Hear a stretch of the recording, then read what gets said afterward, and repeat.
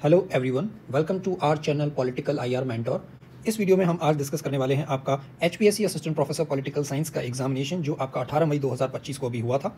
And इसकी HPSC ने जो फाइनल आंसर की है वो भी रिलीज़ कर दी है। एंड वो हमने ऑलरेडी जो हमारा टेलीग्राम चैनल है पॉलिटिकल आईआर मेंटोर वहाँ पर शेयर कर दिया, वहाँ से भी देख सकते हैं। एंड इसमें दो क्वेश्चंस जो हैं उनमें प्रोविजनल आंसर की से देखा जाए तो दो क्वेश्चंस में उनके ऑप्शंस चेंज किए हैं उन्होंने एचपीएससी ने, एंड 6 क्वेश्चंस हैं वो ड्रॉप किए हैं। तो आइए हम सभी क्वेश्चंस को इसमें डिटेल से देखते हैं। तो ये वीडियो न सिर्फ उन स्टूडेंट्स के लिए हेल्पफुल रहेगी जो किसी भी स्टेट के असिस्टेंट प्रोफेसर के लिए प्रिपरेशन कर रहे हैं, बल्कि जो आने वाला यूजीसी नेट का एग्जाम है या सीयूईटी के एस्पिरेंट हैं या पीजीटी के जो एस्पिरेंट्स हैं, पीजीटी का एग्जाम यूपी में होने वाला है, तो उन सभी के लिए ये वीडियो जो है वो हेल्पफुल रहने वाली है। तो आप इस वीडियो को लास्ट तक जरूर देखें।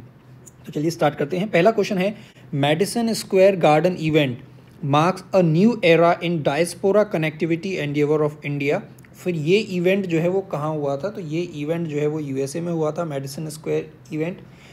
नरेंद्र मोदी जी जब 2014 में प्राइम मिनिस्टर बनते हैं उसके बाद वो यूएस जाते हैं, वहाँ पर ये इवेंट हुआ था। तो इसका करेक्ट आंसर है ऑप्शन ए 2014। नेक्स्ट क्वेश्चन है, during which of the following events was the government of India launching Vande Bharat mission which brought back a number of Indians. तो किस इवेंट में इंडियन गवर्नमेंट ने वंदे भारत मिशन जो है लॉन्च किया था जिसके तहत कई इंडियंस को वापस अपने देश लेकर आया गया था? तो रशिया यूक्रेन वॉर के समय, Israel Gaza conflict, Covid wave या यूएस एग्जिट फ्रॉम अफगानिस्तान। तो इसका करेक्ट आंसर है आपका कोविड के समय। ठीक है, तो कोविड वेव ऑप्शन सी इसका राइट आंसर है। एंड जितने भी मिशंस या ऑपरेशंस हैं जो इंडिया गवर्नमेंट या इंडियन आर्म फोर्सेस ने कंडक्ट किए हैं उनको हम एक सेपरेट वीडियो में डिस्कस करेंगे, तो आप इस चैनल को सब्सक्राइब करना ना भूलें। नेक्स्ट क्वेश्चन है आपका, land boundary agreement was signed between with Bangladesh in which of the following years. तो ये 2015 में आपका साइन हुआ था। एंड ये जो है एक नेट का प्रीवियस ईयर क्वेश्चन है और ये जो है आपका 100th कॉन्स्टिट्यूशनल अमेंडमेंट एक्ट जो है वो इसी से रिलेटेड है। ओके, देन नेक्स्ट क्वेश्चन है आपका, Uri strike, Balakot strike, Indo China military stand of and कोविड-19 हिट इंडिया। तो ये आपसे पूछे हैं। देन अगेन उरी जो है ये आपका 2016 में हुआ था। तो आप देखिए ए का 2 सिर्फ एक ऑप्शन में है, इससे इस क्वेश्चन को आप सॉल्व कर सकते थे, बाकी भी आप देख लीजिए। बालाकोट स्ट्राइक 2019 में, Indo China military stand off since May 2020 and कोविड-19 हिट इंडिया 2020। ओके, एंड ये जो क्वेश्चन है अगर आप देखें तो जो इससे पिछला वाला जो 2020 वाला एचपीएससी असिस्टेंट प्रोफेसर का एग्ज़ाम हुआ था उसमें भी हमने इसको डिस्कस किया था। एंड वहाँ ये क्वेश्चन आया था जहाँ आपका सर्जिकल स्ट्राइक और उरी अटैक इससे रिलेटेड क्वेश्चन था। तो इसलिए हम कहते हैं कि जो प्रीवियस ईयर क्वेश्चंस हैं, चाहे वो नेट के हों, सीयूईटी पीजी के हों, पीजीटी के हों, अगर आप किसी भी एग्ज़ाम की प्रिपरेशन कर रहे हैं पॉलिटिकल साइंस से रिलेटेड, तो वो सभी प्रीवियस ईयर क्वेश्चंस आपके लिए हेल्पफुल होते हैं। तो सभी को आपको सीरियसली देखना चाहिए। तो इसका करेक्ट आंसर हो गया ऑप्शन सी। नेक्स्ट क्वेश्चन है आपका, मैच द फॉलोइंग। ये कुछ आर्म्स हैं, ये एक्विजिशन मतलब किस कंट्री से है? तो आप सभी जानते हैं जो राफेल एयरक्राफ्ट है वो इंडिया ने फ्रांस से लिया है। तो ए का 4 अगर देखें सिर्फ एक ऑप्शन में है तो ये ऑप्शन डी जो है वो आपका करेक्ट हो गया। ये है आपका राफेल, ये है S-400। ये भी अभी हमने इंडिया पाकिस्तान कॉन्फ्लिक्ट के समय आपने कई बार ये सुना होगा S-400 जो हमने रशिया से लिया है। तो सी का 1 देखिए आप, बी का 3, P-8 एयरक्राफ्ट जो है वो हमने यूएसए से लिया है। एंड स्पाइस बॉम्ब ये आप देख सकते हैं, स्पाइस बॉम्ब्स ये हमने इजराइल से लिए हैं। ओके, नेक्स्ट क्वेश्चन है आपका, Indo US relationship at the heart of India's overall approach to the west, the strength of the relationship could veritably be measured in which of the following. तो Bharat America संबंध पश्चिम के प्रति भारत के समग्र दृष्टिकोण के केंद्र में है और संबंधों की मजबूती को निम्नलिखित में से किस शब्द से मापा जा सकता है? तो किन किन पैरामीटर्स में हम उन जो रिलेशन है उनको मेजर कर सकते हैं? तो गवर्नमेंट टू गवर्नमेंट रिलेशंस हैं, बिजनेस टू बिजनेस भी हैं, पीपल टू पीपल भी हैं, या टेक्नोलॉजी टू टेक्नोलॉजी। सो इसका करेक्ट आंसर हो गया option D, all of the above. Next question है आपका, which of the following is true? तो on 3 December 1971 Pakistan struck through its air force in blitzkrieg bid to destroy the Indian arm forces. तो ये सही है। And उसी समय यूएस ने जो है वो अपनी 7th फ्लीट को बे ऑफ बंगाल में भेजा था, ये भी सही है। एंड ये जो है वो आपका जो 1917 की बांग्लादेश लिबरेशन वॉर थी उससे रिलेटेड है ये क्वेश्चन। जो कई बार एनटीए जो है वो पूछ चुका है, उसका ईयर पूछ चुका है, लेकिन इस बार उन्होंने इसको थोड़े डिटेल में आपसे पूछा है। एंड थर्ड स्टेटमेंट भी सही है कि कंबाइंड ऑपरेशंस जो थे वो इंडियन आर्मी और मुक्ति बाहिनी जो बांग्लादेश रेजिस्टेंस फोर्स है उन्होंने लेड किया था to collapse the Pakistan army. Fourth statement आप देखिए, Ayub Khan was the president of Pakistan during 1971 Indo Pak war. तो ये स्टेटमेंट गलत है। क्यों? क्योंकि इस समय जो पाकिस्तान के प्रेसिडेंट थे वो थे याह खान, और ये अयूब खान 1960 के टाइम जो इंडस वाटर ट्रीटी साइन हुई थी तब थे ये। तो 4 स्टेटमेंट जो है वो आपका गलत है। एंड 1, 2, 3 ऑप्शन ए इसका राइट आंसर है। नेक्स्ट क्वेश्चन है, इसमें आपसे नेम से रिलेटेड ट्रू एक्सपेरिमेंट्स पूछे हैं, स्टेटमेंट सॉरी। एंड एचपीएससी ने प्रोविजनल आंसर की में तो इसका answer all of the above दिया था, जो कि गलत है। आप देख सकते हैं कि जैसे फर्स्ट स्टेटमेंट को देखिए कि गुट निरपेक्षता स्वतंत्रता के साथ ही समाप्त हो गई थी, तो ये नहीं, ये गलत है। तो ऑल ऑफ द अबव तो हो ही नहीं सकता।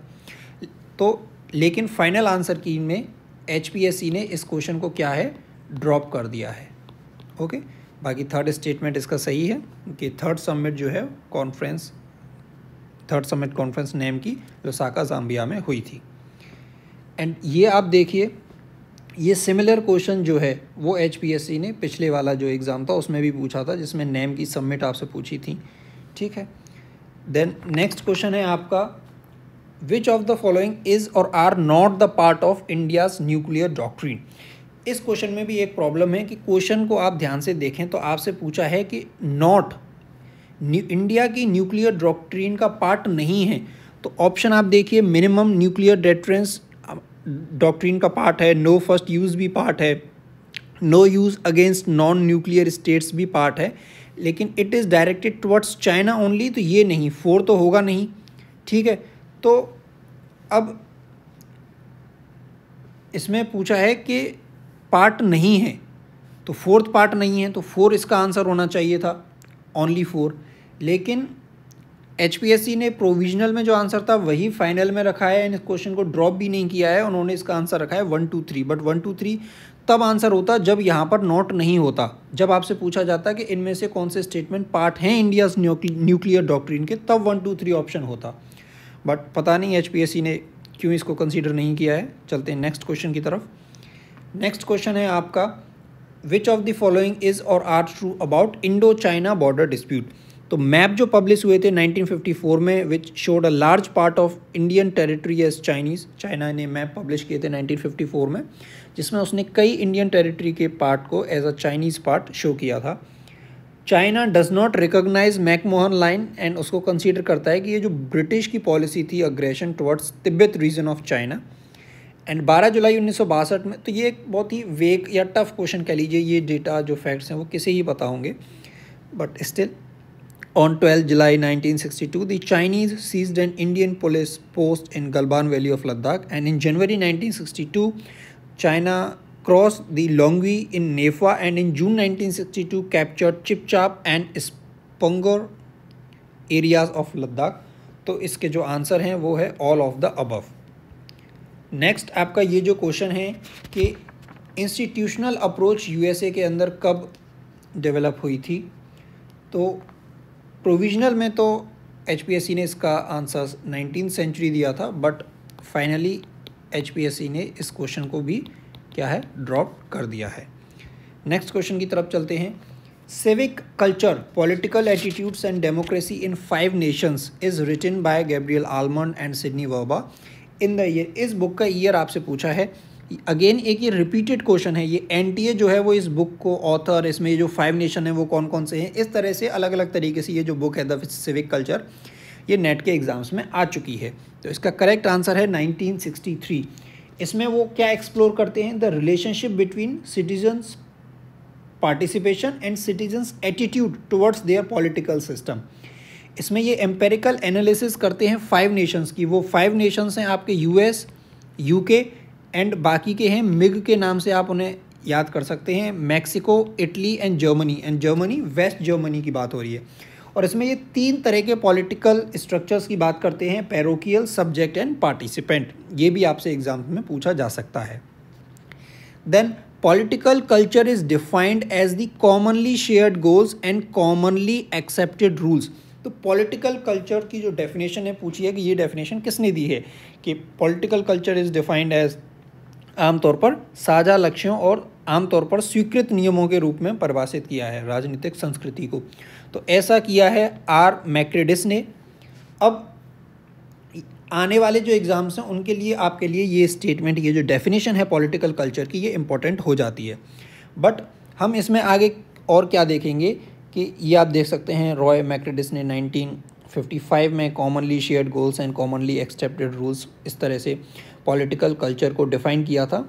एंड बाकी हम इसमें एक ये भी देख सकते हैं कि ल्यूसन पाई की जो बुक है या इनका जो वर्क है politics personality and nation building 1962 में पब्लिश होता है।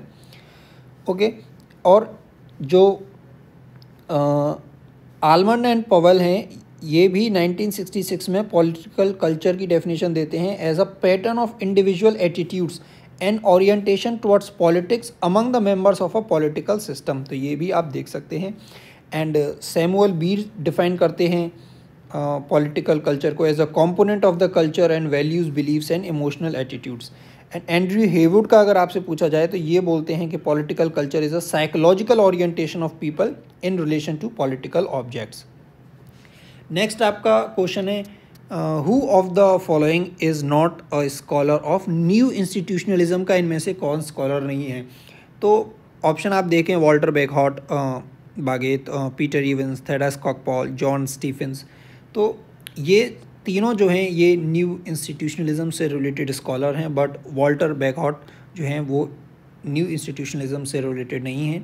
इनका एक फेमस वर्क है जो 1867 में पब्लिश होता है, जो आपके एग्ज़ाम के पर्सपेक्टिव से इंपॉर्टेंट है। वो इनका वर्क है the English constitution by Walter Bagehot. The next question है आपका who says the roots of constitutionalism lie in liberalism, rationalism, individualism, capitalism and imperialism. कौन कहता है कि संविधानवाद की जो जड़ें हैं वो उदारवाद, तर्कवाद, व्यक्तिवाद, पूंजीवाद और साम्राज्यवाद में निहित हैं, इन सभी में निहित हैं।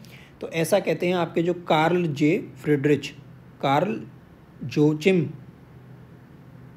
फ्रेडरिच जो है। तो ये ऑप्शन ए जो है वो इसका राइट आंसर है। नेक्स्ट आपका क्वेश्चन है who among the following are the modernisation scholars. तो इसमें अगर बात करें तो प्रेबिश जो हैं वो आपके डिपेंडेंसी थ्योरी से रिलेटेड हैं। रॉस्ट्रो तो हैं मॉडर्नाइजेशन थ्योरी से रिलेटेड, इनकी जो बुक है 1960 में आती है the stages of economic growth. तो अगेन रॉस्ट्रो हैं, लेकिन A.G. फ्रैंक नहीं है, ये डिपेंडेंसी थ्योरी से रिलेटेड है। इनकी जो बुक है 1966 में पब्लिश होती है the development of under development, ये भी इंपॉर्टेंट बुक है A.G. फ्रैंक की। लेकिन पाई एंड एप्टर ये दोनों जो हैं वो मॉडर्नाइजेशन स्कॉलर्स हैं, ल्यूशियन W pi and David E एप्टर।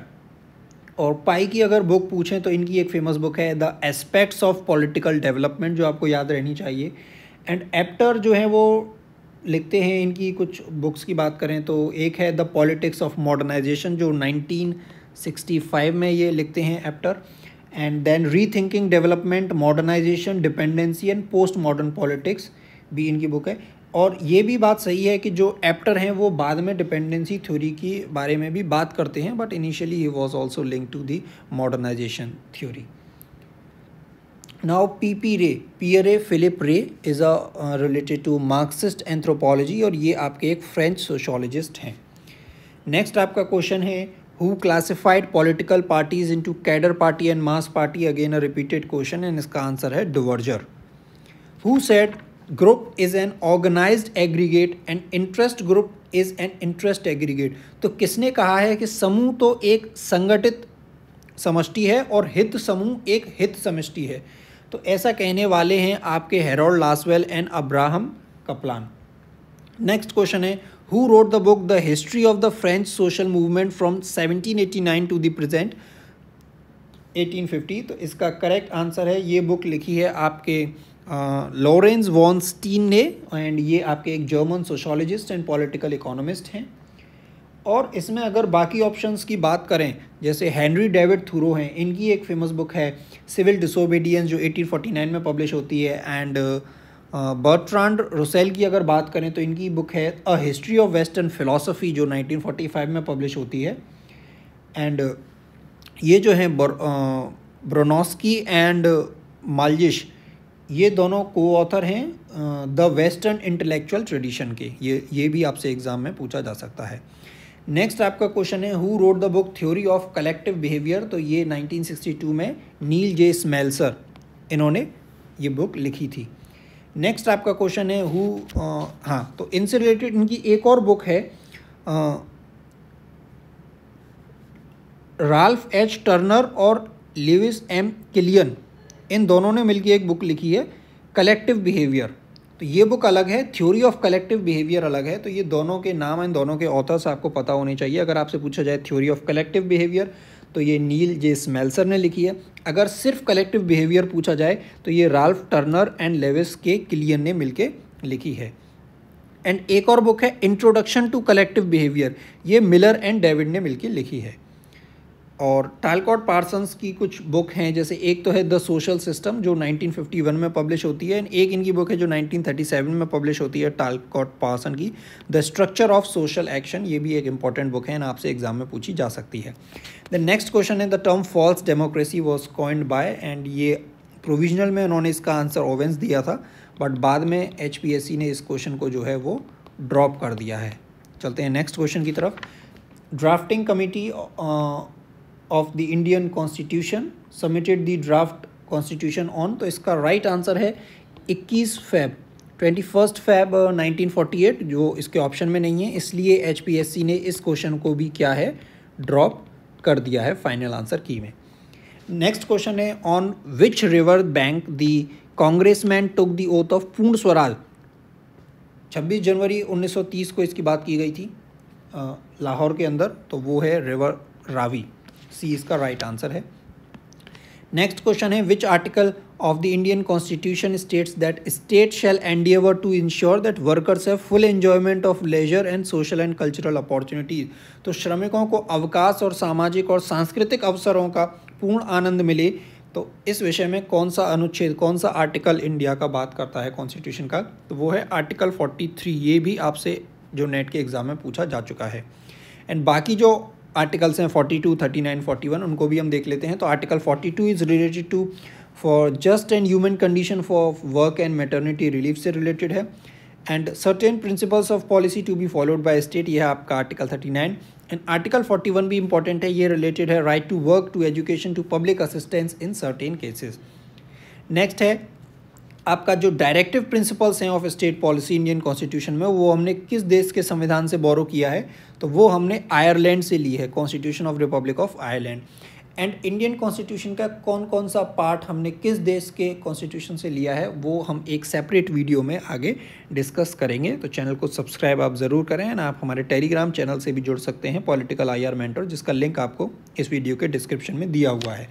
Next question है आपका under which constitutional amendment act Sikkim was incorporated as a full fledged state. तो ये भी आप क्वेश्चन को ध्यान से पढ़ें, क्योंकि सिक्किम से रिलेटेड 2 कॉन्स्टिट्यूशनल अमेंडमेंट है। इसमें पूछा है जब उसे फुल फ्लैजेड स्टेट का दर्जा मिला था of A union of state, तो वो है आपका 36th कॉन्स्टिट्यूशनल अमेंडमेंट एक्ट।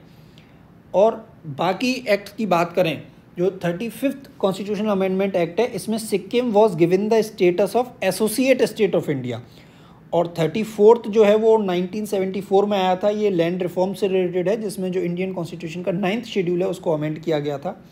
और 38th कॉन्स्टिट्यूशनल अमेंडमेंट एक्ट की बात करें तो ये 1975 में इमरजेंसी के समय, जब इमरजेंसी को नॉन जस्टिसिएबल जो है वो डिक्लेयर कर दिया गया था by the president of India, and it barred the judicial review of ordinances which are issued by president and governors, and it we can say that it weakened the system of checks and balances। और emergency आपकी 1975 से 1977 तक रही थी। The next question है आपका कि Indian constitution ने जो प्रिंसिपल है पार्लियामेंट्री सुप्रीमेसी का, ये कहाँ से लिया है, तो ये हमने इंग्लैंड से लिया है। नेक्स्ट क्वेश्चन है आपका which of the following articles was not in the original draft of constitution. तो जो ओरिजिनल ड्राफ्ट था इंडियन कॉन्स्टिट्यूशन का, उसमें इसमें से कौन सा आर्टिकल नहीं था, दैट इज़ आर्टिकल 51A। ये बाद में जोड़ा गया है, and this is the fundamental duties से रिलेटेड है। और आर्टिकल 15(2) की बात करें तो ये है prohibition of discrimination on the ground of religion, race, caste, sex, place of birth or any of them. And article 39 हमने पहले भी जैसे अभी पिछले क्वेश्चन में हमने डिस्कस किया, it's related to that certain principles of policy to be followed by state. And article 29 जो है it safeguards cultural and educational rights of minorities. And ये आर्टिकल जो 29 है ये भी आपसे नेट के एग्जाम्स में पूछा जा चुका है। In which year the 7th amendment act was passed. तो इस क्वेश्चन को अगर आप ध्यान से देखें 52 में तो पहली लोकसभा जो थी उसका गठन हुआ था, तो उसके बाद ही होगा। इन 7th अमेंडमेंट तो इतनी जल्दी तो हो नहीं जाएगा, तो अगर आप गैस भी करते तो भी गैस कर सकते थे, 1956 के साथ आप जा सकते थे, यही इसका राइट आंसर है।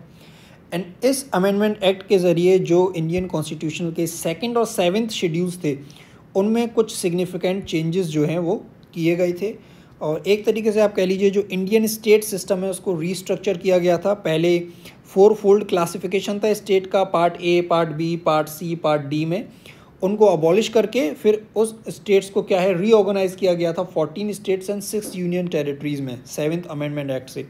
तो आपसे कभी एक एग्ज़ाम में कभी पूछा जा सकता है कि जो classification of states in 4 categories part A B C D, so this feature was abolished by which constitutional amendment act and which year. तो 7th अमेंडमेंट इन 1956। और इसमें क्या प्रोविजंस थे, जो ज्यूरिसडिक्शन था हाई कोर्ट का it was extended to include union territories and provisions were made for the establishment of common high court to serve 2 और मोर स्टेट, 2 या 2 से ज़्यादा स्टेट्स के लिए कॉमन हाई कोर्ट का provision. And guidelines were also introduced for the appointment of additional and acting जजेस इन high court. तो ये सभी चेंजेस जो हैं वो 7th अमेंडमेंट से हुए थे। देन नेक्स्ट क्वेश्चन है आपका, जो रीजनल इलेक्शन कमिश्नर है इनका अपॉइंटमेंट कौन करता है, प्रेसिडेंट। इसमें हो सकता है आप कंफ्यूज हो कि गवर्नर मार्क कर दिया हो, बट इसका राइट आंसर है president of India. Next question है आपका, national commission for minorities act was passed in which year. तो ये एक्ट आपका 1992 में पब्लिश हुआ था। एंड जिन्होंने भी हमारी ये वीडियो देखी होगी वो इजीली इस क्वेश्चन को सॉल्व कर सकते थे। एंड इस वीडियो में हमने national commission for women, minority, schedule caste, schedule tribe, human rights commission, backward classes के लिए जो नेशनल कमीशन है, national commission for protection of child right, इन सभी को बहुत डिटेल में डिस्कस किया है। इनसे रिलेटेड जो प्रीवियस ईयर में क्वेश्चंस आए हैं वो भी हम इसने डिस्कस किए हुए हैं। तो ये वीडियो आप देख सकते हैं, इस वीडियो का लिंक भी आपको इस वीडियो के डिस्क्रिप्शन में मिल जाएगा। एंड आप हमारे चैनल की जो प्लेलिस्ट है वहाँ पर पेपर 2 के लिए इंपॉर्टेंट टॉपिक सीरीज़ में जाके भी इस वीडियो को देख सकते हैं। ये आप देख सकते हैं पेपर 2 इम्पोर्टेंट सीरीज़, ये वीडियो आपको मिल जाएगी, ये रही। एंड हमने एक वीडियो में जो कन्वेंशंस हैं उनको डिस्कस किया हुआ है एंड एक वीडियो में बुक एंड ऑथर, तो इन सभी वीडियोस को आप देख सकते हैं। Then who of the following is responsible for drawing up a list of schedule caste and schedule tribe की लिस्ट, तो इसको प्रेसिडेंट ऑफ इंडिया इसका राइट आंसर है। नेक्स्ट क्वेश्चन है आपका, part 9 of Indian constitution contains provisions for local self government in rural areas. Part 9A में आपके urban areas के लिए हैं, पार्ट 9B में कॉर्पोरेट्स के लिए हैं, एंड सिंपल पार्ट 9 में रूरल एरियाज़ के लिए हैं। नेक्स्ट क्वेश्चन है आपका, विच article of the Indian constitution make provision for the finance commission for the local government. भारतीय संविधान का कौन सा अनुच्छेद स्थानीय सरकारों के लिए वित्त आयोग का प्रावधान करता है। तो उसका सही आंसर है आर्टिकल 243I। और जो आर्टिकल 243 से लेके 243O तक ये आर्टिकल्स हैं वो आपके पंचायत या रूरल सेल्फ गवर्नमेंट से रिलेटेड हैं। एंड इसमें आर्टिकल 243A की बात करें तो ये ग्राम सभा से रिलेटेड है। 243H बात करता है powers to impose taxes, duties and fees by panchayat. और आर्टिकल 243J बात करता है it is related to audit of accounts of panchayat. And 2 और आर्टिकल्स हैं इससे रिलेटेड जो आपके एग्ज़ाम के पर्सपेक्टिव से इम्पोर्टेंट है। एक तो जो जैसे ये तो बात हो रही है फाइनेंस कमीशन लोकल गवर्नमेंट के लिए, अगर यूनियन गवर्नमेंट का इंडिया के फाइनेंस कमीशन से आपसे पूछा जाए उससे रिलेटेड आर्टिकल है आर्टिकल 280, तो वो भी आपके लिए इम्पोर्टेंट है। एंड आर्टिकल 243I ये पंचायत के लिए फाइनेंस कमीशन की बात करता है। एंड आर्टिकल 243Y वो म्यूनसिपैलिटीज़ के फाइनेंस कमीशन के लिए बात करता है। एंड ये आप पॉज करके देख सकते हैं। Article 243 definition gram sabha panchayat, 243A is related to power and function of the gram sabha. Constitution of panchayat से रिलेटेड है 243B। 243C बात करता है कंपोजिशन ऑफ पंचायत की, ये भी इंपॉर्टेंट है। एंड ये भी इंपॉर्टेंट है 243D, ये पूछा भी जा चुका है कि reservation of seats for SC ST and women की बात करता है। एंड आप ध्यान रखें जो 243D है इसमें OBC के रिजर्वेशन की बात नहीं है। 243E पंचायत की ड्यूरेशन से रिलेटेड है। 243F is related disqualification and finance commission. 243I audit election से रिलेटेड है। 243K ये भी इम्पोर्टेंट है। Constitution of panchayat in union territory से रिलेटेड है 243I एंड ओके, तो ये आप पॉज करके देख सकते हैं।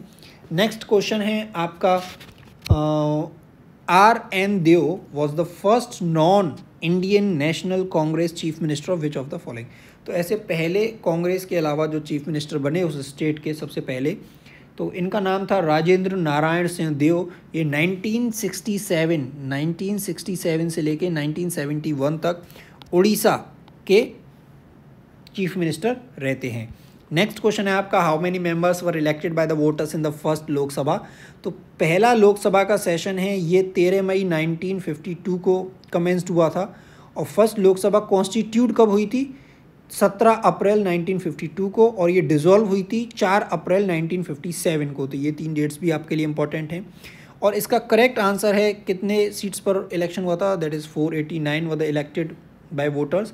और इसमें INC जो इंडियन नेशनल कांग्रेस है उसने 364 सीट्स जीती थी सबसे ज़्यादा, और 45% ऑफ टोटल वोट जो है वो INC को मिले थे। और सेकंड नंबर पे बात करें तो कोई पार्टी नहीं थी, 37 कैंडिडेट्स जो थे वो इंडिपेंडेंट कैंडिडेट्स थे। अगर पार्टी की बात करें तो दूसरे नंबर पर थी आपकी communist party of India CPI, जिसके 16 सांसद थे, और उसके बाद थे 12 सांसद आपके सोशलिस्ट पार्टी इंडिया के।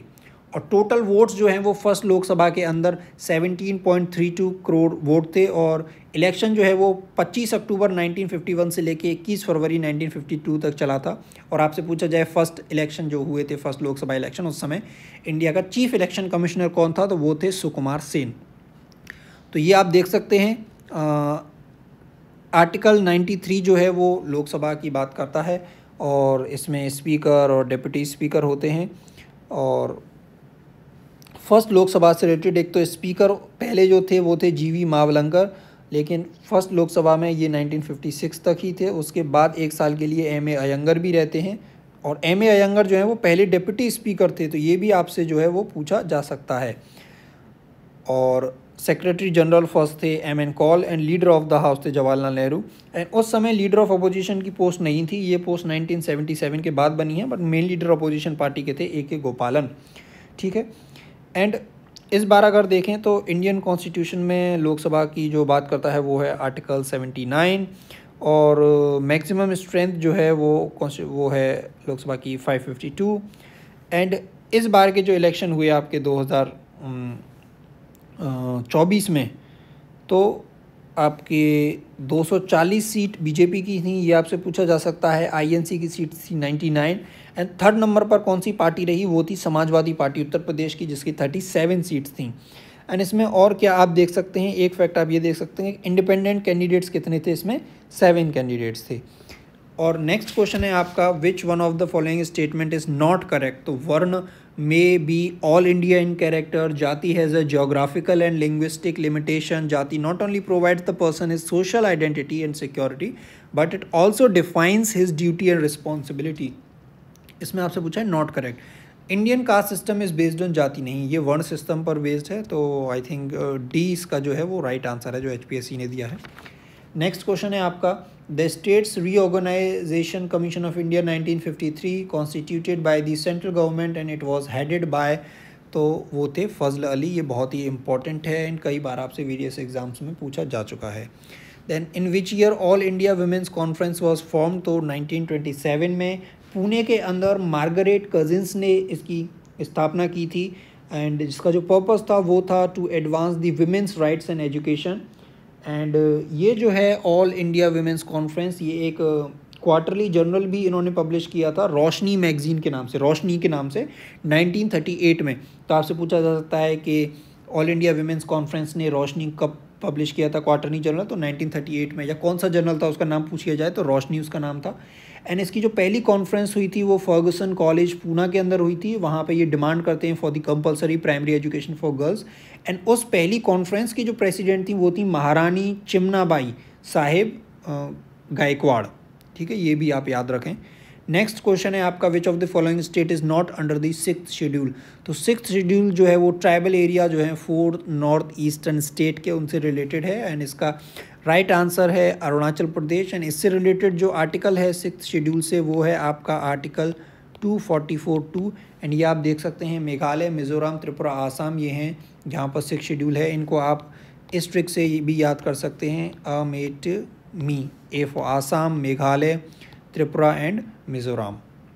नेक्स्ट क्वेश्चन है आपका, who defined public administration as detailed and systematic execution of public laws and every particular application of general law is an act of administration। तो किसने पब्लिक एडमिनिस्ट्रेशन को इस तरह से define किया है, तो वो किया है वुड्रो विल्सन ने। तो सिंपल, एडमिनिस्ट्रेशन अलग, पब्लिक एडमिनिस्ट्रेशन अलग। तो किस स्कॉलर ने एडमिनिस्ट्रेशन को क्या डेफिनेशन दी है, पब्लिक एडमिनिस्ट्रेशन को क्या डेफिनेशन दी है, तो ये भी आपके एग्जाम के पर्सपेक्टिव से इंपॉर्टेंट हो जाता है। तो चलिए देखते हैं। तो पब्लिक एडमिनिस्ट्रेशन को एल.डी. वाइट डिस्क्राइब करते हैं कि public administration consist of all those operations having for their purpose the fulfilment or enforcement of public policy as declared by competent authority.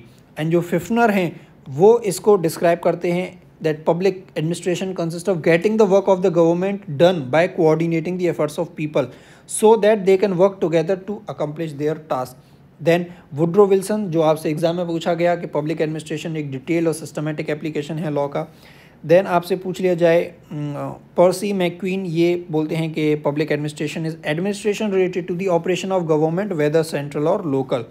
Then Herbert Simon की definition भी आपके लिए important हो जाती है कि by public administration is meant in common usage the activities of the executive branch of the national, state and local. So the activities of the executive branch of national, state, local government, तो ये Herbert Simon 1957 में देते हैं। Then गुलिक ने क्या definition दी है कि public administration is a part of science of administration which has to do with the government, it concerns itself primarily with the executive branch where the work of the government is done, though there are obviously problems also in connection with legislature and judicial branch. तो science of administration का part बताया है and it concerns itself primarily with the executive branch where the work of the government is done, तो ऐसा कहा है Luther गुलिक ने। Dwight Waldo की भी इंपॉर्टेंट डेफिनेशन है कि public administration is art and sentence of management as applied to the affairs of state। Gladden ने डेफिनेशन दी है कि public administration is concern with the administration of the government, simple. And आपके H Walker ने बोला है the work which the government does to give effect to a law is called public administration. The next, ये Dimock and डिमॉक की जो definition है ये है कि like the study of politics the study of public administration is study of what people want through government and how they go about getting it. And in addition, administration क्या है, administration is the area of study and practice where law and policy are recommended and carried out. Then second आपकी ये जो max weber की है ये भी important हो जाती है कि इन्होंने पब्लिक एडमिनिस्ट्रेशन को बताया है implementation of government policy and also an academic discipline that studies implementation and prepares civil employees for working in the public service, and as the इन्होंने इसको बताया है field of inquiry with the diverse scope whose fundamental goal is to advance management and policy so that civil the government can function। so आप civil से आप इसको link कर सकते हैं Max Weber. And again Paul H Appleby की भी definition important है, ये बोलते हैं कि public administration as public leadership of public affairs directly responsible for executive action. Then तो ये हमने देखी पब्लिक एडमिनिस्ट्रेशन की डेफिनेशन, एंड ये आप स्क्रीनशॉट ले सकते हैं इसका। ये है एडमिनिस्ट्रेशन की डेफिनेशन। तो अगेन ग्लाइडन बोलते हैं कि administration is a long and slightly pompous word but it has a humble meaning. इसका मतलब है टू केयर फॉर और look after people to manage affairs. Then Nigro की डेफिनेशन है administration is the organization and use of man material to accomplish the purpose. Herbert Simon की definition है it in its broadest sense administration can be defined as activities of group cooperating to accomplish common goal। फिफ्नर की जो definition है administration is the organization and direction of human and material resources to achieve desired end, and L.D. White की definition है the art of administration is the direction, coordination and control of many persons to achieve some purpose और objective. तो इस तरह से आप देख सकते हैं। ड्वाइट वाल्डो की है administration is a type of cooperative human effort that has a high degree of rationality. बाकी भी आप देख सकते हैं पॉज करके। देन आपका ये क्वेश्चन है which Minnowbrook conference was held in the year 2008। अब ये क्वेश्चन जो है आपका 6 जनवरी के नेट के एग्ज़ाम में भी आया है, जिसको हमने डिटेल में डिस्कस किया है। तो इसलिए हम बोलते हैं कि अगेन नेट के क्वेश्चंस आपको असिस्टेंट प्रोफेसर के एग्ज़ाम में देखने को मिलेंगे एंड वाइस वर्सा भी होता है। तो मिनोब्रुक जो ये कॉन्फ्रेंस है, जब हमने इस क्वेश्चन को डिस्कस किया था तब हमने तीनों मिनोब्रुक कॉन्फ्रेंस को बताया था किस ईयर में हुई और इनके क्या आउटकम्स रहे हैं। हमने पूरा डिटेल में इसको तब डिस्कस किया हुआ है। और इसकी बात करें तो 2008 में जो हुई है वो है आपकी मिनोब्रुक कॉन्फ्रेंस थर्ड। बी इसका क्या है राइट आंसर। फर्स्ट कब हुई है ये आपसे पूछा था 1968 में। देन नेक्स्ट क्वेश्चन है आपका the term scientific management was coined by, again a repeated question, ये नेट का एक प्रीवियस ईयर क्वेश्चन है, LD Brandeis. Then next question की तरफ चलते हैं, which of the following pair is not correct. Onward industry Mooney and Reiley, okay correct है। General and industrial administration Fayol से रिलेटेड है। मैनेजमेंट एंड मोरल रोथलिसबर्गर से related है, सही है। ये इनकरेक्ट है। Leadership main function and AH Maslow, because ये जो बुक है ये लिखी थी आपके एलेक्स बेवलास ने, कब 1970 में, तो ये भी आप याद रखें। नेक्स्ट आपका क्वेश्चन है who of the following is the author of the book work and motivation. ये जो बुक है ये किसने लिखी है, विक्टर H व्रूम ने लिखी है। एंड बाकी आप देखें अब्राहम मैस्लो की फेमस बुक है the theory of human motivation, 1943 में पब्लिश होती है। एंड डगलस मैकग्रेगर की बुक है the human side of enterprise, ये भी इंपॉर्टेंट बुक है, 1960 में। एंड क्रिस अर्गेरिस की बुक है on organizational learning, that was published in 1978। Next question है आपका जो विक्टर व्रूम है ये रिलेटेड है आपके एक्सपेक्टेंसी थ्योरी की बात करते हैं इस बुक में, वर्क एंड मोटिवेशन में। And theory X and theory Y है, ये किस स्कॉलर से रिलेटेड है, again a repeated question. Theory X वो जिसे वॉच करने की ज़रूरत होती है, एंड Y जिसमें सेल्फ मोटिवेशन होता है, तो ये डगलस मैकग्रेगर बात करते हैं इसकी। एंड ये आप देख सकते हैं थ्योरी X में employees are inherently lazy and will avoid work if possible, तो इनको सुपरविजन की ज़रूरत होती है। Motivated by fear of punishment, loss of reward, and जिसमें कुछ फैक्टर्स जैसे job security, salary, working condition, तो ये थ्योरी X में। थ्योरी Y बोलती है कि एम्प्लॉय सेल्फ मोटिवेटेड होते हैं, अपने वर्क की रिस्पॉन्सिबिलिटी लेते हैं, opportunities for growth and challenges को लेते हैं। तो ये इसमें जो हर्सबर्ग के जो इसमें मोटिवेटर्स हैं, इंटरनल फैक्टर्स जैसे रिकॉग्निशन, अचीवमेंट, तो ये सब। तो थ्योरी Y में आपके मोटिवेटर्स हैं, थ्योरी X में आपके हाइजीन फैक्टर्स हैं, ओके, तो ये भी आप याद रखें। द नेक्स्ट आपका क्वेश्चन है what is the full form of ASPA, तो इसका राइट आंसर है American society for public administration. Next question है आपका again repeated question, founding father of comparative public administration FW Riggs. The book prismatic society revisited, again Riggs की ये book है। और prismatic society में जो बात करते हैं वो करते हैं डेवलपिंग की, एक होती है फ्यूज्ड, प्रिज्मेटिक एंड डिफ्रैक्टेड। तो फ्यूज्ड तो होती है आपकी अंडर डेवलप्ड, देन आती है प्रिज्मेटिक जो डेवलपिंग की बात करती है, एंड जो डिफ्रैक्टेड है वो है आपकी डेवलप्ड। तो इसमें आपसे प्रिज्मेटिक सोसाइटी रीविजिटेड आप गैस भी कर सकते थे, ये कैरेक्टरिस्टिक ऑफ डेवलपिंग सोसाइटीज़ की बात इसमें करते हैं। Then in which year the concept governance was for the first time highlighted in the world bank document on sub Saharan African, तो ये 1989 की बात है। और ये जो है आपका 2021 में नेट में एक क्वेश्चन आ चुका है, उसमें आपसे क्वेश्चन क्या था कि इन 1989 the world bank कंसेप्चुलाइज्ड governance in the context of which of the following Nations. Options थे UK, ऑस्ट्रेलिया, सब सहारन अफ्रीका, न्यूजीलैंड। तो उसमें आपसे ये पूछा था सब सहारन अफ्रीका, और क्वेश्चन में ये फैक्ट गिवन था 1989। तो आप देख रहे हैं किस तरह से क्वेश्चन जो हैं वो थोड़े से मॉडिफाई होके भी एक दूसरे एग्जाम में आ रहे हैं। तो इसलिए आपके जो प्रीवियस ईयर क्वेश्चन हैं वो किसी भी एग्जाम के लिए, पॉलिटिकल साइंस के लिए बहुत आपके लिए इंपॉर्टेंट हो जाते हैं। देन अगेन ये आपका एक UP टेट का प्रीवियस ईयर क्वेश्चन है, जिसमें आपसे पूछा है कम्युनिटी डेवलपमेंट प्रोग्राम जो है वो किस ईयर में, तो ये 2 अक्टूबर 1952 को हुआ था। इसके ऑब्जेक्टिव्स थे to improve the living standard of the rural poor, to promote economic development in rural areas and to create a sense of community among rural people. And इसी कम्युनिटी डेवलपमेंट प्रोग्राम को review करने के लिए एक team गठित की गई थी, committee, community project and national extension service पे स्टडी टीम, जिसको हेड किया था बलवंत जी मेहता ने 1957 में। ये कम्युनिटी डेवलपमेंट प्रोग्राम 1952 में, और इसके 5 साल बाद 1957 में ये कमेटी जो है वो बनती है इसको रिव्यू करने के लिए। द नेक्स्ट क्वेश्चन है, which of the following state is the first to pass the Lokayukta act in India, establishing a Lokayukta institution in 1971। Maharashtra हो सकता है आप कंफ्यूज हो उड़ीसा से। उड़ीसा पास तो कर देता है 1970 में, लेकिन इम्प्लीमेंट नहीं कर पाता 1983 तक। लेकिन इसमें पूछा है कि पास भी कर दे और एस्टेब्लिश भी कर दे लोकायुक्त इंस्टीट्यूशन 1971 में, तो इसका आंसर हो जाता है महाराष्ट्र। और महाराष्ट्र में ये came into effect on 25 October 1972। The next question है, which of the following first country introduce the right to information act, तो ये आपका स्वीडन ने है। अगेन नेट में ये जो रीडिंग कॉम्प्रिहेंशन में पूछा जा चुका था, और पिछला जो एग्ज़ाम था HPSC का, ये असिस्टेंट प्रोफेसर का, उसमें भी ये पूछा जा चुका है, फर्स्ट कंट्री स्वीडन। देन ये अगेन आप देख सकते हैं रीडिंग कॉम्प्रिहेंशन में नेट के एग्ज़ाम में 6 जनवरी वाले में आ चुका है। एंड ये जो डिटेल एनालिसिस है ये भी आप हमारे चैनल पर जाकर देख सकते हैं। इसका लिंक भी आपको वीडियो के डिस्क्रिप्शन में मिल जाएगा, या फिर आप हमारे चैनल की जो प्लेलिस्ट है UGC net political science previous year question की, वहाँ पे जाकर आप देख सकते हैं। नेक्स्ट क्वेश्चन है आपका, अंडर हुज लीडरशिप मजदूर किसान शक्ति संगठन initiated RTI movement in Rajasthan.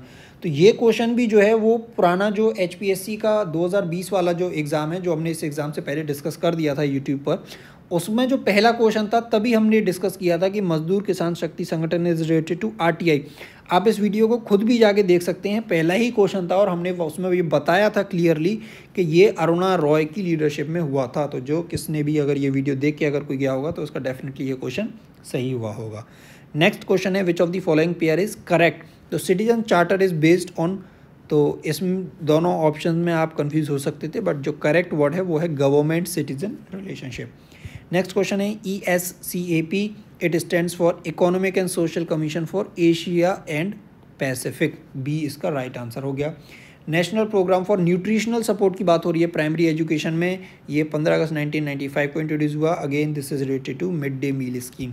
Next question है आपका, book silent spring is written by Rachel Carson, ये अगेन एक प्रीवियस ईयर क्वेश्चन है आपका जो हमने डिस्कस भी किया हुआ है, ये आप देख सकते हैं। एंड ये जो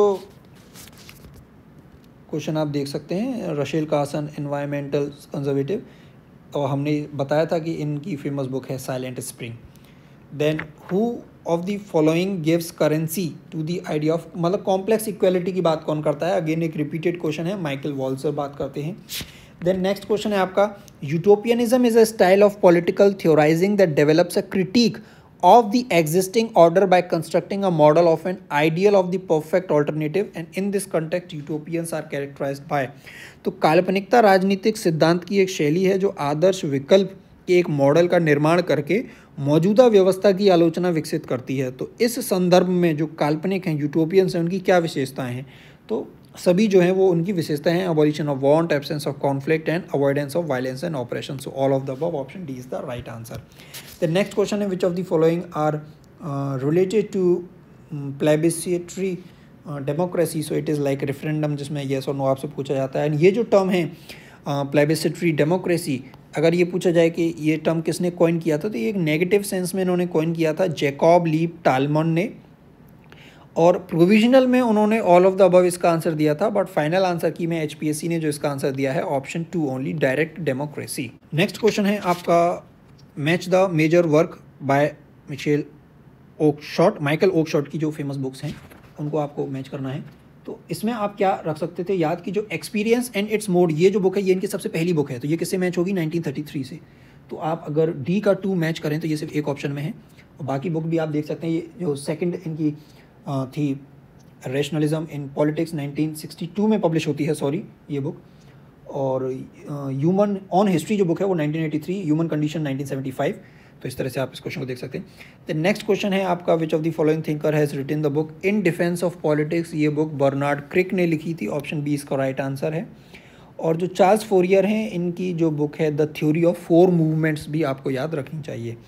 नेक्स्ट क्वेश्चन है, despite differences among socialist political thinkers we shall locate the common feature in terms of the following, कि जो समाजवादी राजनीतिक विचारकों के बीच मतभेदों के बावजूद हम निम्नलिखित के संदर्भ में सामान्य विशेषता का पता लगाएंगे। तो कौन से ऐसे कॉमन फीचर्स हैं, तो ऑप्टिमिस्टिक व्यू रखते हैं ह्यूमन नेचर का, कोऑपरेशन पर स्ट्रेस देते हैं, कोऑपरेशन की बात करते हैं, फ्रीडम को लेके पॉजिटिव व्यू है, और इक्वलिटी को भी सपोर्ट करते हैं। तो इसका आंसर हो गया all of the above. Next again एक रिपीटेड नेट का प्रीवियस ईयर क्वेश्चन है कि vindication of rights of women, Mary Wollstonecraft, a very easy question, और ये 1792 में पब्लिश होता है। इनकी एक और बुक है vindication of rights of man, वो इससे 2 साल पहले 1790 में पब्लिश होती है। देन आपका नेक्स्ट क्वेश्चन है Karl Marx argues that alienation is the chief characteristic of the capitalist order and this argument is made in which of his book। तो ये थ्योरी ऑफ एलियनेशन की बात करते हैं इकोनॉमिक एंड फिलोसॉफिकल मैन्यूस्क्रिप्ट्स में 1844 के अंदर। Which of the following thinkers argues that individuals should have rights to cultural membership? And in this context, he further distinguishes between 3 different types of rights: self-government right, polyethnic right, and special representation right। तो again ये एक जो net के question है उनसे related है। तो कई बार तो ये पूछ लेते हैं कल्चरल मेंबरशिप की बात कौन करता है, तो वो विल किमलिका हैं। और कई बार ये इनके जो 3 डिफरेंट टाइप्स हैं ये दे देते हैं, इनसे पूछ लेते हैं कि सेल्फ गवर्नमेंट राइट की बात करते हैं, ये पॉलीएथनिक राइट और स्पेशल रिप्रेजेंटेशन की राइट की बात करते हैं।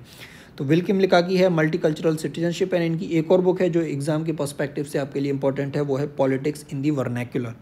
ओके, और ये जो बुक है मल्टीकल्चरल सिटीजनशिप, ये बुक आपकी 1955 में पब्लिश होती है। इसका ईयर भी इंपॉर्टेंट, सॉरी 1995। देन नेक्स्ट है आपका the tools of realism, a state centric view of the world which remains basically changeless leads to an understanding of violent conflict की बात करते हैं in terms of culture and he calls civilizational difference. तो एक तरीके से clash of civilisation की बात हो रही है, तो ये सैमुअल पी हंटिंगटन आप देख सकते हैं। और अगर बात करें तो 1992 में फ्रांसिस फुकुयामा एक बुक लिखते हैं end of history and the last man. उसके रिस्पॉन्स में Samuel P Huntington American enterprise institute के अंदर 1992 में लेक्चर देते हैं, पहले तो क्लैश ऑफ सिविलाइजेशन के ऊपर, फिर आर्टिकल पब्लिश करते हैं 1993 में फॉरेन अफेयर्स में क्लैश ऑफ सिविलाइजेशन के नाम से। ठीक है, तो आर्टिकल पब्लिश होता है 1993 में, और इसी को वो एज अ बुक के फॉर्म में पब्लिश करते हैं 1996 में, और बुक का नाम होता है the clash of civilizations and remaking of world order. Then again ये बहुत ही इजी बुक्स हैं और नेट के एग्ज़ाम्स में भी आ चुकी हैं। और कॉन्स्टिट्यूशन ऑफ लिबर्टी जो है वो हैयेक की बुक है। तो देखिए आप सी का 4 अगर देखें तो 2 ऑप्शन में है, तो 2 आपके एलिमिनेट हो गए, और बाकी जो रिपब्लिक बुक है ये प्लेटो की बुक है, तो ए का 3 आप देखिए ये सिर्फ एक ऑप्शन में है, तो डी जो है इसका क्या हो गया right answer. Art of war Machiavelli की है, एंड एमाइल जो है वो रूसो की बुक है। द नेक्स्ट क्वेश्चन है आपका the political ills and injustice can be eradicated if knowledgeable person are put at the helm of a city states politics. So the above view of Plato is influenced by whom. तो यदि ज्ञानवान लोगों को शहर राज्य की राजनीति के शीट्स पर रखा जाए तो राजनीतिक बुराइयों और अन्याय को समाप्त किया जा सकता है। तो ये फिलोसोफर किंग, और ये जो प्लेटो हैं इसमें किससे इन्फ्लुएंस हैं, सोक्रेट से। ओके, नेक्स्ट क्वेश्चन है आपका एरिस्टोटल की जो टेंडेंसी है to stay close to the tradition of a society is often presented as. तो ये जो है वो दोनों ही तौर पर प्रेजेंट होती है, एक तो रियलिज्म जो करेंट ट्रेडिशंस हैं, और दूसरा कंजर्वेटिज्म। तो इसका आंसर है both 1 and 2। And according to Hobbes felicity means, तो जो इनकी प्रोविजनल आंसर की थी उसमें इन्होंने इसका आंसर दिया था प्लेजर, बट फाइनल आंसर की और जो करेक्ट इसका आंसर है वो है power, because felicity is a continual process of the desire from one object to another, the attaining of the former being still but the way to the latter. और facility is not a final goal or state but the constant successful pursue of desires. तो इसमें आप pleasure से confuse हो सकते थे, but it is not the right word. तो right word is power, because felicity is not a static condition but rather an ongoing process, the ability to satisfy desires one after another over time. So you can consider it as a power. Then next question है for Locke the state of nature is a state of peace. बिल्कुल सही। and human beings are rational creatures capable of discovering moral truths and obeying them. तो again इसका right answer हो गया option A, both A and R are true and R is the correct explanation of A. Next question है आपका Rousseau का जो mains का nature है उससे रिलेटेड। तो स्टेट ऑफ वॉर तो बिल्कुल नहीं है, बिकॉज ये हॉब्स का व्यू है, तो 1 ऑप्शन आपका हट गया। Individuals lived peacefully and human beings are characterized by self love. तो इसका राइट आंसर होगा ओनली 3। अब हो सकता है आप सेकंड ऑप्शन जो सेकंड स्टेटमेंट है उससे कंफ्यूज हो, इंडिविजुअल्स लिव्ड पीसफुली। तो जो पीसफुली जो वर्ड है यहाँ पर ये मिसलीडिंग है, बिकॉज रूसो का था कि man in the state of nature lived mostly alone guided by self preservative and pity, not morality और सोसाइटी। तो जो पीस वाला वर्ड है ये लॉक के साथ ज़्यादा एसोसिएट करता है कि सोसाइटी पीसफुल थी। रूसो का जो मैन है वो सॉलिटरी और आइसोलेटेड लाइफ से रिलेटेड है। So Rousseau's natural man didn't live in social peace, he lived outside of society. So peace assumes interaction and Rousseau's people didn't get that for even get that far. तो एक तरीके से society नहीं थी। तो ये जो है इसका राइट आंसर हो गया ओनली 3। नेक्स्ट है आपका for Bentham, utilitarianism not only described how human beings act so as to maximize pleasure and minimize pain, but it also prescribed or advocated such action, and in the light of above statement लिखा भी हुआ है कि in the light of above statement utilitarianism was। पढ़ के भी आप देख सकते थे कि न केवल वर्णन भी किया जा रहा है बल्कि इसे कार्रवाई का निर्धारण या वकालत भी डिस्क्राइब भी कर रहे हैं और प्रिस्क्राइब भी कर रहे हैं। तो ये नॉर्मेटिव और डिस्क्रिप्टिव दोनों हैं, बोथ ऑफ दी अबव इसका राइट आंसर है। नेक्स्ट आपका क्वेश्चन है J.S. मिल की बुक्स हैं, अगेन ऑन लिबर्टी जो बुक है, principal of political economy book है, ये दोनों ही नेट के एग्जाम्स में आ चुकी हैं। ऑन लिबर्टी का तो ईयर भी आपसे पूछा जा चुका है 1859, तो बी का फर्स्ट आप मैच कर दीजिए, सिर्फ एक ऑप्शन में है, तो बी इसका क्या हो गया राइट आंसर। जो सिस्टम ऑफ लॉजिक है ये 1843 में पब्लिश होती है, ये J.S. मिल की पहली बुक है इनमें से। Principle of political economy 1848 and consideration on representative government 1861। Then next है आपका Hegel's conception of individual freedom is related to freedom as self determination in otherness. Hegel's talk about the development of self consciousness within social institution, मतलब एक तरीके से आप देख सकते हैं कि positive realisation of self through rational participation in social and political institutions. तो इस तरह से हीगल बात करते हैं इंडिविजुअल फ्रीडम की। नेक्स्ट क्वेश्चन है आपका, ये जो क्वेश्चन है ये HPSC की तरफ से ड्रॉप कर दिया गया है, रीज़न बीइंग कि जो ह्यूमन कंडीशन बुक है वो 1958 में पब्लिश होती है, जो कि किसी ऑप्शन में नहीं है, बट बाकी बुक आप देख सकते हैं। On revolution 1963, on violence 1970 and the origin of totalitarianism book है, ये आपकी 1951 में पब्लिश होती है। एंड हना अरेंट की एक और बुक है जो आपके एग्ज़ाम के पर्सपेक्टिव से इंपॉर्टेंट है, उसका ईयर भी इंपॉर्टेंट है, तो 1963 में इनकी बुक पब्लिश होती है, Eichmann in Jerusalem, a report on the banality of evil. Okay, next question है आपका, match the following. Self respect movement कई बार नेट के एग्जाम में आ चुका है, अगेन पेरियार से रिलेटेड है। Father of the nation very easy Mahatma Gandhi, Mahad Satyagraha Ambedkar ने किया था, and radical humanism M.N. Roy से रिलेटेड है। एंड ये 4 तरह के ह्यूमनिज्म हैं, ये हमने जो आपका 6 जनवरी का नेट का एग्ज़ाम था उससे पहले ही हमने ये जो है वो डिस्कस किया था एक वीडियो में, जो सितंबर के रीनेट के एग्ज़ाम थे, और टेलीग्राम पर भी हमने ये स्क्रीनशॉट शेयर किया हुआ है अपने, और इससे रिलेटेड एग्ज़ाम में भी क्वेश्चन आया था जो 6 जनवरी वाला नेट का एग्ज़ाम था। तो liberal humanism is related to Raja Ram Mohan Roy, universal humanism की बात करते हैं रविन्द्रनाथ टैगोर, इंटीग्रल ह्यूमनिज्म दीनदयाल उपाध्याय, और न्यू साइंटिफिक या रेडिकल ह्यूमनिज्म है related to M.N. Roy. Then next question है आपका, synthesis of yoga, Abhinav Bharat, total revolution, autobiography. तो इसमें अगर आप देखें अभिनव भारत जो है वो V.D. सावरकर ने किस ईयर में स्टार्ट किया था, इस तरह से नेट में क्वेश्चन आ चुका है ऑलरेडी। टोटल रिवॉल्यूशन किससे रिलेटेड है, जयप्रकाश नारायण से रिलेटेड है, तो ए इसका राइट आंसर हो गया। Synthesis of yoga Aurobindo Ghosh, and an autobiography by Nehru. Next question है आपका, Shanti Parva emphasises the importance of coercive force और power and probably because of the growing forces of disorder in post modern times. वैसे तो शांति पर्व महाभारत के समय की बात है और ये मॉडर्न टाइम्स की बात हो रही है इसमें, लेकिन यहाँ प्रोबेबली भी लिखा हुआ है, या तो इस वजह से पता नहीं, बट हो इसका बी आंसर हो सकता था, बट HPSC ने इसका फाइनल आंसर की में ऑप्शन ए जो है वो इसका राइट आंसर माना है। नेक्स्ट क्वेश्चन है, Barani again categorised laws into 2 kinds, the zawabit और शरीयत। इसकी बात करते हैं Barani. Zawabit he said that zawabit must be in the spirit of Shariat and enumerated certain conditions for its formulation as guidelines. तो क्या गाइडलाइंस हैं कि जवाबित जो है वो शरीयत को निगेट नहीं करे, और it must increase the loyalty and hope among the nobles and common people toward the sultan. और इसका जो सोर्स ऑफ इंस्पिरेशन है वो शरीयत होना चाहिए and caliphs, and if at all it had to negate the शरीयत out of exigencies it must follow charities and compensation in lieu of that negation. तो सभी जो हैं वो इसके राइट आंसर हैं। नेक्स्ट क्वेश्चन है आपका, which Indian political thinkers was called as the Mukti Doot. तो अगेन ये डायरेक्ट क्वेश्चन यूजीसी नेट के एग्जाम में आ चुका है, तो इसका राइट आंसर है कबीर। रविंद्रनाथ टैगोर ने मुक्ति दूत कहा था किसे? कबीर को। The statement he is not a pond he is a reservoir, यह तालाब नहीं है जलाशय है, यह घड़ा या सुराही नहीं एक वास्तविक बैरल है। He is not a minnow or sardine, he is a huge red-eyed carp. He is not an ordinary 16-petaled lotus, he is a glorious lotus with 1,000 petals. तो ऐसा किसके बारे में कहा गया है? ये स्वामी विवेकानंद के बारे में, जो इनके गुरु थे रामकृष्ण परमहंस जी, उन्होंने कहा है।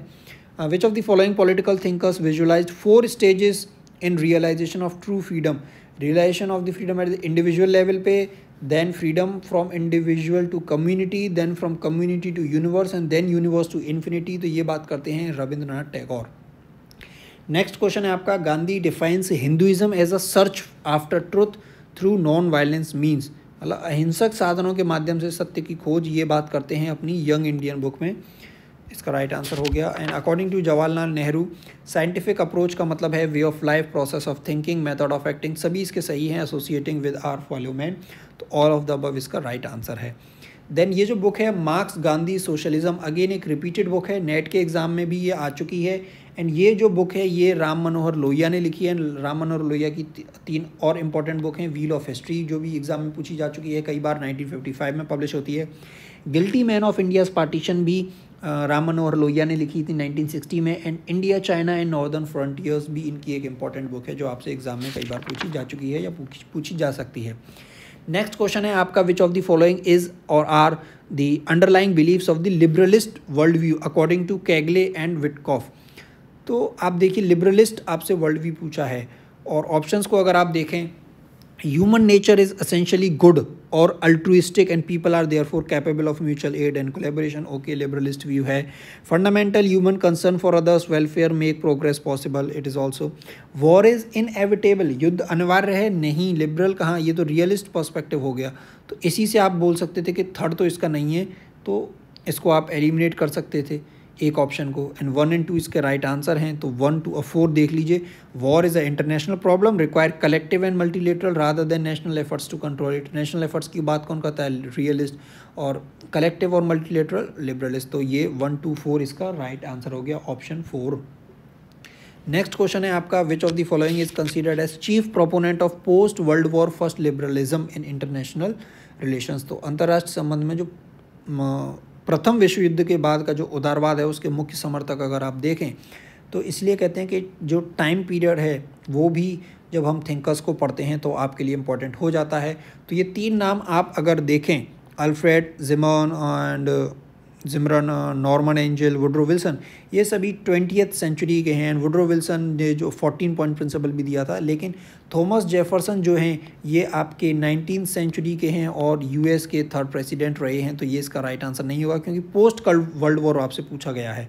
तो इसका राइट आंसर हो गया 1, 2, 3 ऑप्शन सी। नेक्स्ट क्वेश्चन है आपका, which of the following is और ट्रू अबाउट द चाणक्य अर्थशास्त्र, कि it एंटेल्स the principles of straight craft, मतलब इसमें राज्य कला के सिद्धांतों का वर्णन है, सही है। भौतिक लाभ का विज्ञान है, साइंस ऑफ मटेरियल गेन, ये भी सही है। साइंस ऑफ पॉलिटी, राजनीति का विज्ञान, बिल्कुल सही। It talks at length about the institution of spice, इसमें जासूसों की संस्था के बारे में विस्तार में बात की गई है। तो सभी स्टेटमेंट जो हैं वो इसके सही हैं। नेक्स्ट क्वेश्चन है आपका, which one of the following is true about Kenneth Waltz, his anarchical society. गलत हो गया, ये अनार्किकल सोसाइटी 1977 में पब्लिश होती है हेडले बुल ने। तो फर्स्ट स्टेटमेंट गलत, आपसे ट्रू स्टेटमेंट पूछा है। और हेडले बुल की एक और बुक है the control of arms race, जो आपको पता होनी चाहिए। ठीक है, अब वापस क्वेश्चन पे आते हैं। His essay on international legitimacy illustrate the dynamic principle of government. Neo realist, तो कीनेथ वॉल्ट एक नियो रियलिस्ट थे। He maintains that the international system compels all state to take part in an unceasing struggle for politics of self help की बात करते हैं तो option C जो है वो इसका राइट आंसर है। द नेक्स्ट क्वेश्चन है आपका critical theory, very easy, is related to Frankfurt School. In the 20th century, critical theory became most closely associated with the distinct body of thought which is known as Frankfurt School. Frankfurt school से related अगर thinkers या scholars की बात करें तो Max Horkheimer, Theodor Adorno, Herbert Marcuse and Jurgen Habermas जो हैं वो इससे रिलेटेड हैं। द नेक्स्ट क्वेश्चन है आपका which of the following could be associated with literature on global ecology. तो इसमें वंदना शिवा का नाम आपने डेफिनेटली सुना होगा, तो 4 तो आंसर होना ही चाहिए, तो ऑल ऑफ द अबव हो सकता है ये और ये, तो ये सी ऑप्शन आपका एलिमिनेट हो गया। मातियास फिंगर, ये प्रताप चैटर्जी है, आप नाम ध्यान से देखें, और वॉल्फगैंग सेट्स, तो सभी इसके जो हैं वो राइट आंसर हैं। ये चारों ही जो हैं वो ग्लोबल इकोलॉजी से रिलेटेड हैं। Which of the following article of the United Nations charter provide for composition of security, security council की कंपोजिशन की बात करता है आर्टिकल 23। देन ये जो क्वेश्चन है गेट से रिलेटेड, WTO से रिलेटेड, ये पहले तो इन्होंने इसका आंसर दिया था ऑल आर ट्रू, बट क्यों ये स्टेटमेंट एक तो गलत है। चाइना जो है वो इसको दोहा राउंड के समय ज्वाइन करता है 2001 में। अब ये दोहा राउंड क्या है, या WTO को हमने डिटेल में गेट से कैसे ये WTO का सफ़र तय करता है, इससे रिलेटेड कौन कौन से राउंड हुए, वो सब हमने डिटेल में डिस्कस किया हुआ है। तो हमारे चैनल पे जो प्लेलिस्ट है इंटरनेशनल ऑर्गेनाइजेशन की, वहाँ पर जाके आप WTO को देख सकते हैं कि GATT was converted as WTO। तो ये तो स्टेटमेंट जो है वो इसका सही है, it is a framework for regulating trade. तो ये क्वेश्चन जो है वो ड्रॉप किया है, इसका आंसर जो हो सकता था वो 1 and 3 could be the answer, okay, but ये क्वेश्चन क्या है HPSC ने ड्रॉप कर दिया है। नेक्स्ट क्वेश्चन की तरफ चलते हैं। Which of the following is or are the main elements of the modern nation state system which form the basis of state system in the earlier centuries की बात हो रही है, तो इसमें sovereignty, territorial integrity and legal equality. So 1 2 3 क्या हो गया इसका राइट आंसर। नेक्स्ट क्वेश्चन है आपका लास्ट क्वेश्चन, रीजनल ऑर्गेनाइजेशंस हैं एंड इनके हेडक्वार्टर्स हैं। तो आप देखिए G7 का, तो आप इसमें देखिए SCO को हमने डिटेल में डिस्कस किया हुआ है, हमने बताया था कि SCO का जो हेडक्वार्टर है वो बीजिंग चाइना के अंदर है। तो C का 1 सिर्फ एक ऑप्शन में है। तो बट ये क्वेश्चन पता नहीं क्यों HPSC ने ड्रॉप नहीं किया, बट ये क्वेश्चन भी आपका ड्रॉप होना चाहिए था।